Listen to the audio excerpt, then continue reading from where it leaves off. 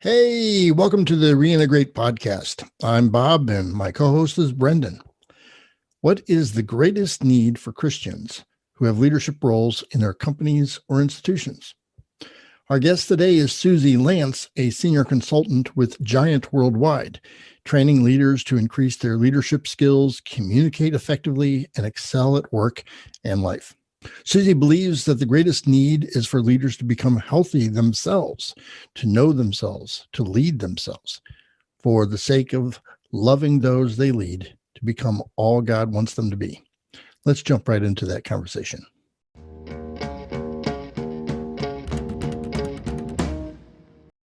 Yeah, thanks, Suzi, for joining us here on the Reintegrate podcast.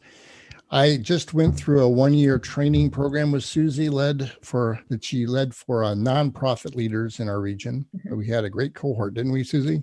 We absolutely did. I am so sad that it's over. I really want to start year 2 and do it all over again. That was really, 2020 was tough, but it was definitely a bright spot when we got to meet together and just continue to grow and learn in spite of all the chaos that was ensuing around us. It was a bunch of leaders of charities, of nonprofits and service organizations in our area. And so it was great for me to be able to actually network with folks who are actually in this sphere that I'm in. And so just to bounce ideas off each other as we're trained by you. So that was cohort learning is really, really special. I really love that kind of learning.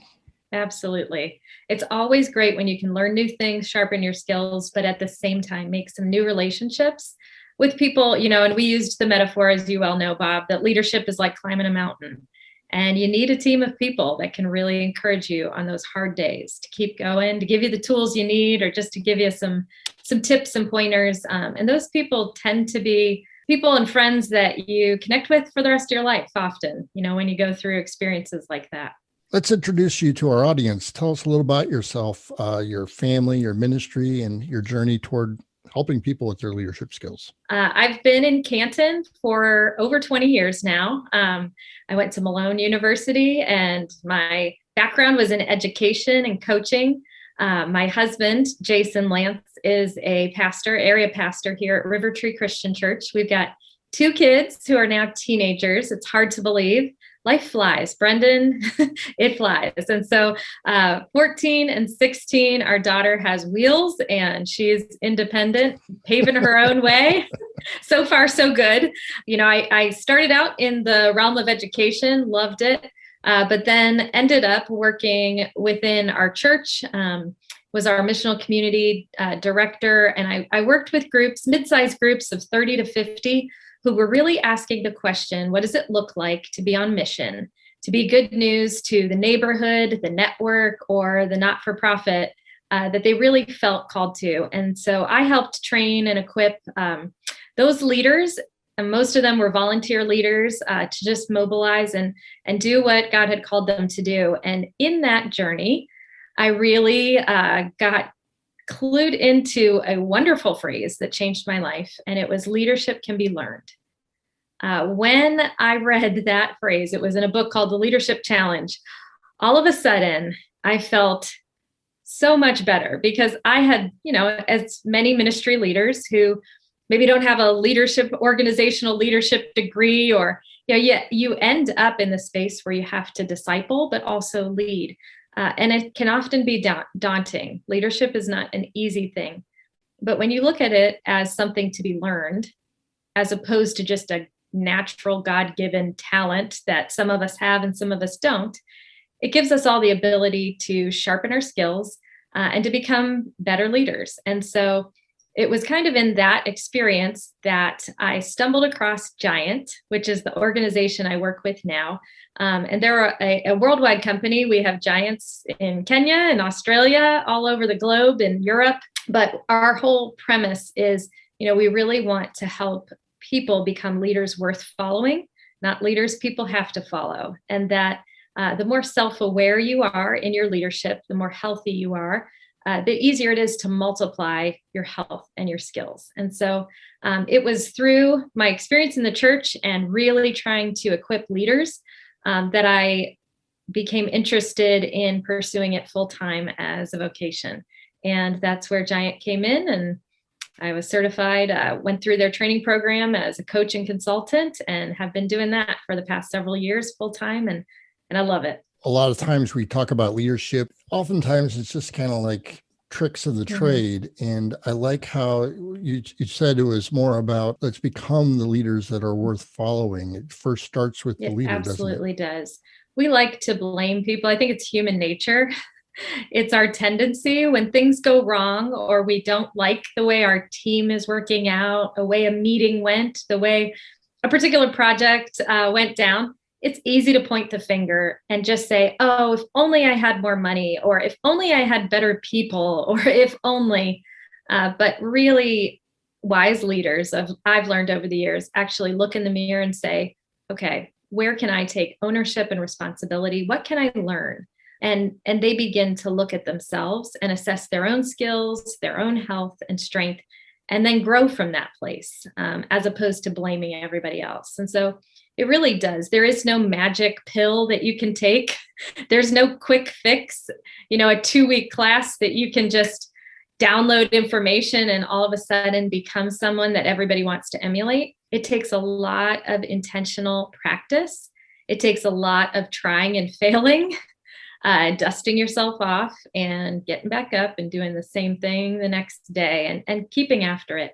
We become, and I love the way you highlighted that, it's not something that just magically happens. We become as we are intentional to grow. We've all worked for bad bosses. It's like, I just remember someone I worked for, and he would quote little dictums that he read in a John Maxwell book, but he was never a great leader. The truth is, leaders are being watched all the time. And so your words are hollow if your actions don't back them up. We can say all the right information, like you said, but if we aren't really practicing what we preach, it's very much hollow. And I would say more so now than ever. It used to be that you could have positional power and lord it over people, and they would have to work for you and comply. And that was, in the time where information wasn't free. Back before the World Wide Web. Bob, Brendan, you probably do not remember that era. What is this World Wide Web you think of? You're speaking of here. My sister in college wrote a paper about the internet superhighway. We still laugh. It was like this mysterious thing back in the early 90s. That no one could figure out. You could do your banking from the internet superhighway. But anyway, before then, you could lead with positional power because you had the knowledge. You knew, you had the degree or the skill set. Well, right now, if you really wanted to, you could go watch quantum physics on YouTube tonight and really learn anything you need to know.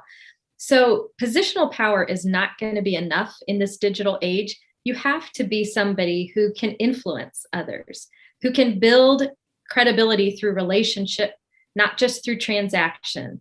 And that's where we're seeing a ton of turnover.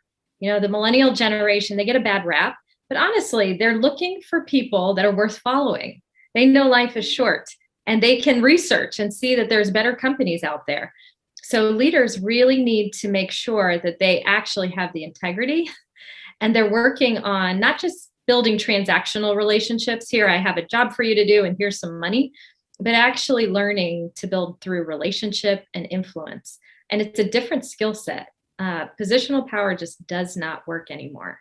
Most millennials, most people in their 20s, they're seeking, or at least they like to think they're seeking authenticity, right? People want to work for someone who gets it. Not just who gets it, but who treats someone with dignity, who treats them. And I'm just going to speak from my own experience because I'm qualified to, but sure. A big part of what I want to be doing is, well, what kind of environment do I want to be working in? I guess knowing myself, realized that, when I interviewed at the company I was at, that was something that I picked up on, fairly quickly when I kind of walked through the building and interviewed and stuff, was that the people on top were fighting on the same team as the people below them, right? It was the feeling that there was a team here and we were working for a common goal and that they were working together so that they could all benefit, right? And I remember one thing that stuck out to me was after my interview, they kind of took me through our shop where we, fabricate different things. And out in like our lot, the owner's dad, who also, works for the owner of this company, his dad was helping some of the shop employees load a truck up and just doing manual labor with them. And I was like, if someone who's obviously in a position of privilege, is part of the family who owns the company, is right there doing work with the people who are on the bottom, then that's probably a place that I want to be a part of, because clearly there's a value of humans here, right? Which is obviously grounded from a faith perspective in Christian dignity, right? Because, you can work for a company that pays, even a small business that pays lip service to being a Christian company, but whether or not that's true is, a different case. And the New Testament talks a lot about how we're all equals in Christ, right? It talks about, the servants and their masters and so forth, and kind of, employers and employees is sort of the modern equivalent of that. So that was something I was seeking, was a place where the people in positions of power could see the people working under them and still see their inherent value and treat them accordingly. Yeah. Wow. Culture is everything. It trumps strategy, and it eats it for breakfast every day, because culture really is, you can't fake it. It takes intentional leadership, and it comes out of the authentic character and the behaviors of all the people that make up that organization. And you can do so much when people that are working for a company are with you. And it takes mature and it takes secure leaders to create that kind of environment. When there's self-preservation, when people are trying to just prove themselves and prove their authority or power, because maybe they don't have it all together, or they don't know everything in the leadership book. And I see that often, with leaders, it just creates toxins. And you said it right. It only takes one or two people who aren't healthy to ruin it for a lot of people, if they're not, just checked and given some accountability to maintain the same integrity that people from the top are. So I'm glad you're having that experience. Well done, finding a great position, because I'll tell you what, it is exponentially worth it to work in a company like that, as opposed to, another one where maybe they'd offer you more money. And I don't know, I'm sure you do just fine. But the value add for a company that has a healthy culture, that values their employees, that really sees them and treats them with dignity, is priceless. I'd like to explore that word you said several times, and that was health. It's like you have a healthy culture, you have healthy leaders.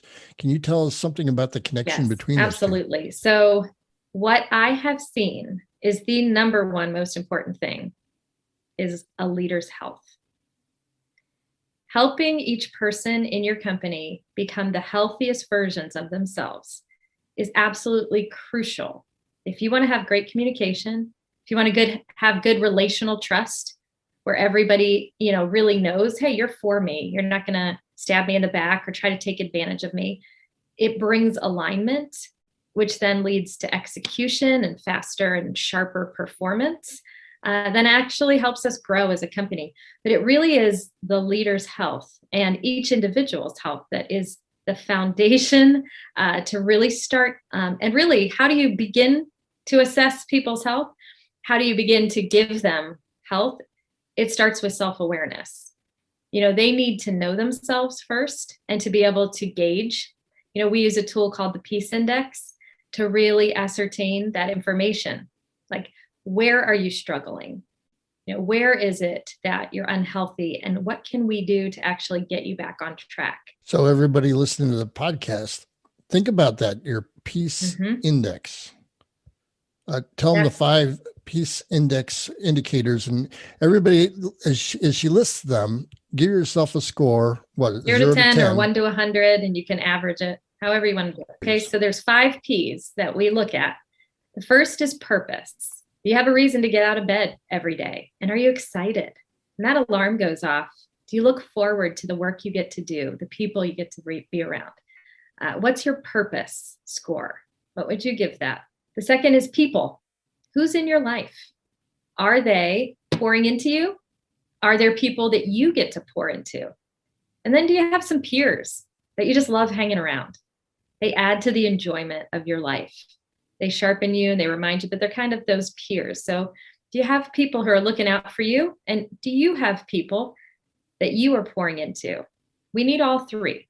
In the church world, it's like, you have your Barnabas, your Timothy, and you have your Paul. And make sure that you have enough people in your life. Are there certain relationships that are really draining you right now? It's important to note that. So your people score, what is that? Your provision, that's the next. Do you have enough to meet your needs? Do you have enough money to meet your needs and some of your wants? What is enough? It's a really important question that each of us need to ask ourselves. What is enough? And do I have enough provision to pay off maybe student loans you might have, or to cover your rent or your mortgage, put food on the table? Is that always a stressful thing?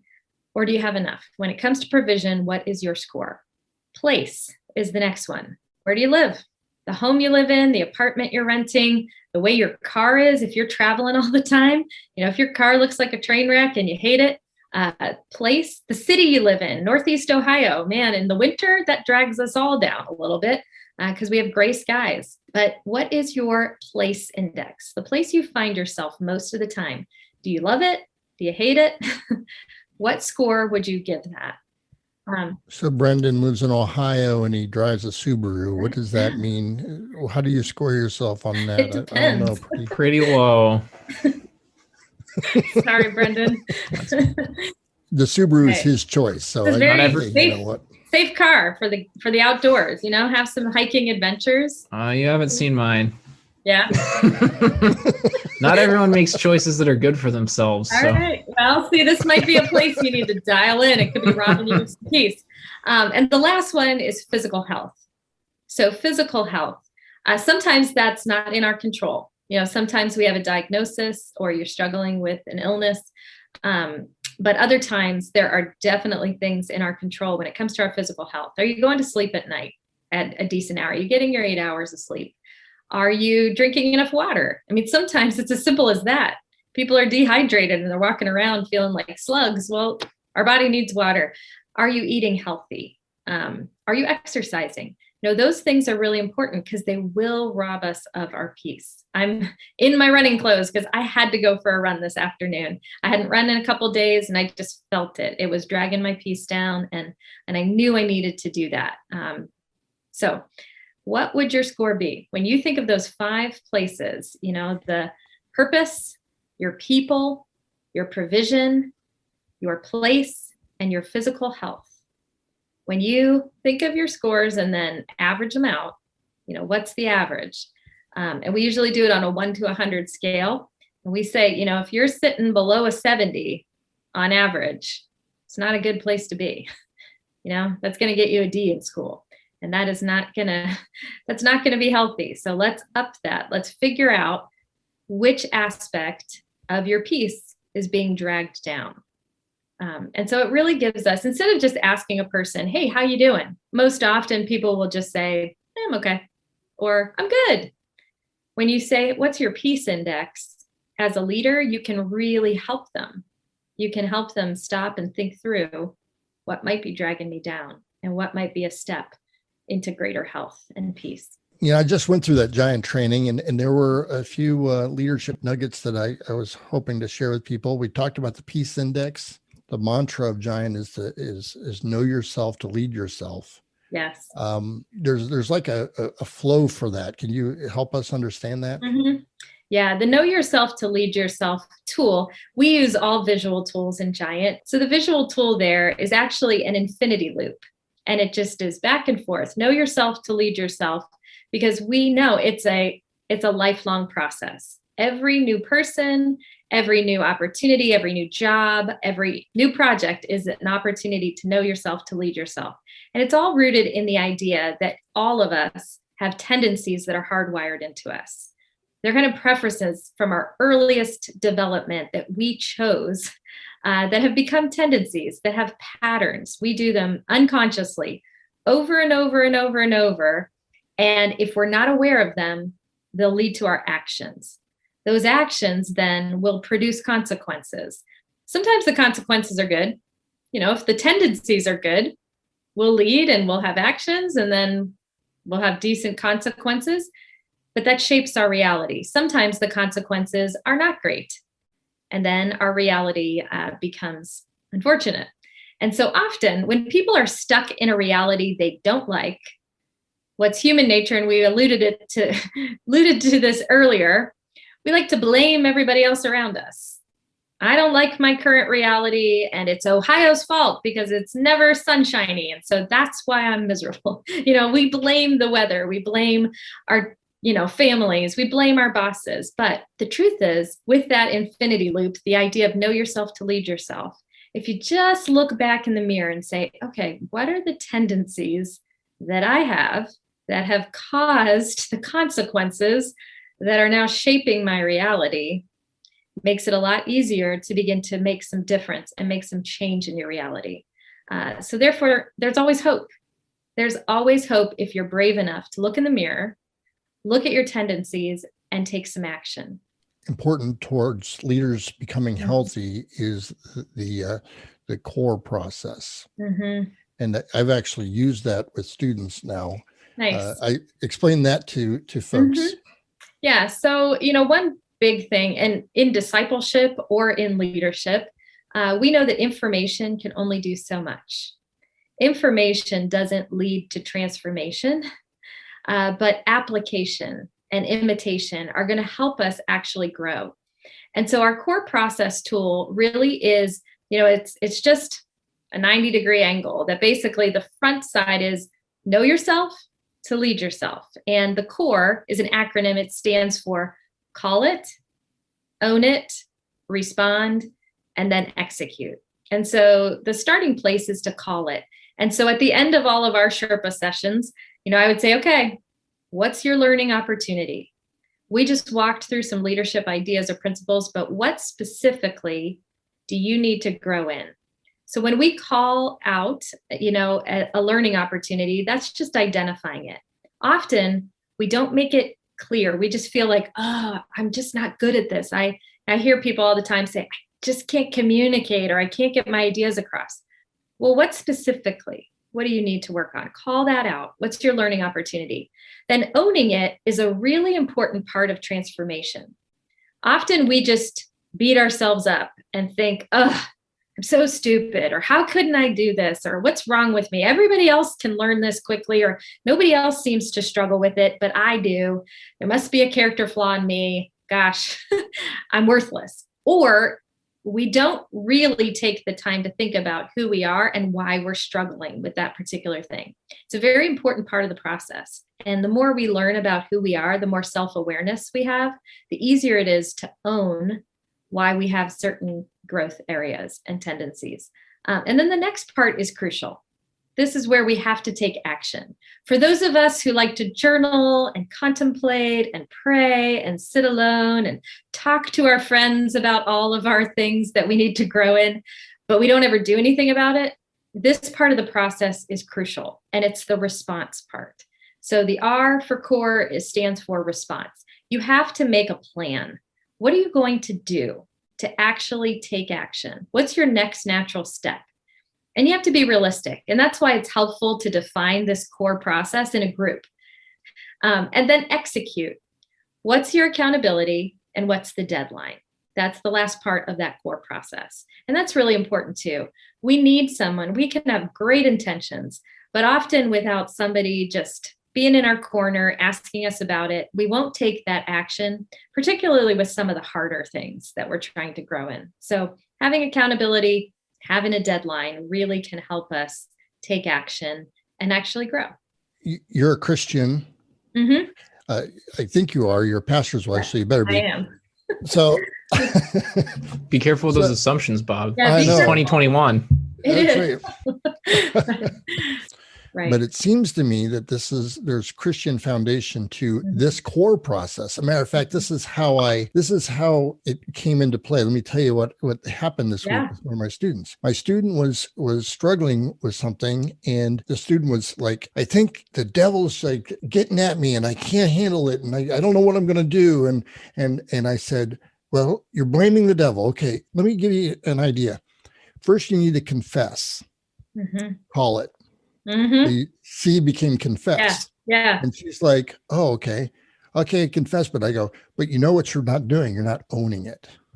You can confess that it's a sin, but you're trying to give somebody else the blame when it's something you have to deal with, don't you? And so it's, and then R is this response. And I think in Christianity, that's our repentance. There's another R there. Yeah. So it's time to repent. And then I'm going to come back to you and I'm going to ask you what you're doing, how you're doing. So this is the accountability, the execute you're talking about. Right. And so this is Christianity. It is. This is how we, as Christians, are supposed to change. This is just the normal rhythm of how we deal with the sin in our life and the brokenness in our life. We have to call that brokenness out, and we have to own that brokenness in order for it to be healed from it. Absolutely. I mean, Jesus, 2 words often he called people to was repent and believe. And, as we do that, as we become self-reflective and we actually do something about it, we take action that's rooted out of our faith, we experience transformation. It is so important that we actually are aware of ourselves, because I honestly feel like I'm not unaware of the devil's schemes. I know how he's going to take me out, because the enemy knows me. He knows me really well, better than I even know myself. He's been watching me my whole life, and so he knows how to undermine my influence and how to take me out. But the more I am aware of myself and the internal dialogue that I, have, the easier it is to stand my ground, to depend on the Lord, to rest in his truth and who he says I am, so that I don't waste time, so I don't end up sidelined because I've just bought into the lies that the enemy's thrown at me. To me, that really clicks with me, the emphasis you guys put on the necessity for a leader to know themselves, because ultimately that leadership is a relational thing. Right. And as part of a relationship, you are not just as a leader, you're not a one-way door just casting things down, to the people below you. There's a back and forth. And for there to be a back and forth, you need to know who you are, both with what you're sending and what you're receiving. Yeah, absolutely. And I think, self-awareness, sometimes people are like, oh, does that mean like you should become self-absorbed or a self-made person? In Christian circles, we are meant to be selfless, right? And and God is all and in all. It's so important to understand that, when we are self-aware, it really is for others. It isn't just for ourselves so that we can be ultra fulfilled. And although that's a great byproduct, you're going to experience a lot more peace and life and joy and the fruit of the Spirit when you're self-aware and you can actually act in mature ways. But to use the metaphor I talked about earlier, leadership is like climbing a mountain, and the best leaders aren't just the ones who climb up to the top and take selfies and are like, look at me, I'm amazing. They actually come back down the mountain and they lead the team up out of their wisdom, out of their experience, out of all the lessons they've learned out of the school of hard knocks. They help the team that they are called to lead get up that mountain. And it's not about them anymore. They're self-aware. They know that themselves. They know how to offer their strength. They also know the areas they need to grow in. And so their life becomes not just about themselves, about getting all they can have and being this fulfilled person, but really about, how can I be the best leader for you? And I'm going to take the time to dig deep, to look at we call it the broccoli in our teeth. Every leader has it. Everybody else sees it in you. And only the brave leaders are willing to look in the mirror and say, wow, this is undermining me. And I've got to do something about it so I can be effective in my leadership. Sounds like it's a lot about motivation. So much of leadership stuff out there is how to become a leader so that you can be successful. And it sounds like what Jesus was about. I want people around me to become more human, fully human. My job is to make you fully human. Are you sure Jesus didn't want me to just make a bunch of money? There are some people that would help you that way, as far as some prosperity preachers you can go check out there. Okay, that's what the Bible says, that if you don't like what you're hearing at your church, go to another one, right? That's what it says. So keep bouncing around until you are hearing what you want. Okay, I'm done derailing. Sorry. Love it. So, I mean, it so quickly twists into, I want to be an influencer. I want to change people. Why do you want to change people? Because that makes me important. That's the wrong motivation. It is. The 4 values that guided the Jesuits is actually what guides Giant. And one of those, and the reason that I chose Giant, there's a lot of different leadership coaching companies. But when I found out that one of their values, their company corporate values, is actually love, I was like, I'm sold. And the definition is, love is to fight for the highest good of those you lead. Love is active. It's not easy. Like, you are going to battle for the highest good of those you lead. And that's the kind of love as leaders that we need to lead with. It's that motivation, that if these are the people I'm called to, that are part of my team, that are my children, or that are my, neighbors or coworkers, whoever it is that you have influence over, you need to fight for their highest good. And what does that look like? Often when I'm trying to navigate, or I get called in to mediate tension within a team, they're looking to me to fix them. And one of the things I always say, we've got some things to work on, and there's growth areas everybody has that are going to take time. But the starting place is, check your motive. Like you said, Bob, are you in a position where you're for the person on the other side of you? Because that you can control. If you're for yourself in this negotiation, or in this battle, or this argument, ask yourself why. There's some self-preservation going on there. And there's 3 questions that we have to ask ourselves when we feel that self-preservation rise up. And it's, what am I trying to hide? What am I afraid of losing? And what am I trying to prove, and to who? Because if you're trying to hide something, that maybe you're not the smartest person in the room, or maybe you don't know what you're doing as a leader, or maybe you've never negotiated a price before and you feel insecure. If you're trying to hide something, it's going to come out.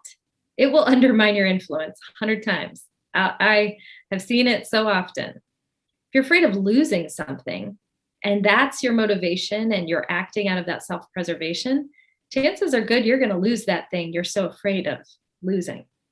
And the last is, if you're trying to prove yourself to a particular person, ask yourself why. And particularly as believers, look in the mirror and know you are a son or a daughter of the King. You have nothing to prove. And when you deal with those questions, when you wrestle down that self-preservation, you get to walk in this world as somebody who has nothing to hide, nothing to prove, and nothing to lose. And I'll tell you, that is freeing. It is the best way to live.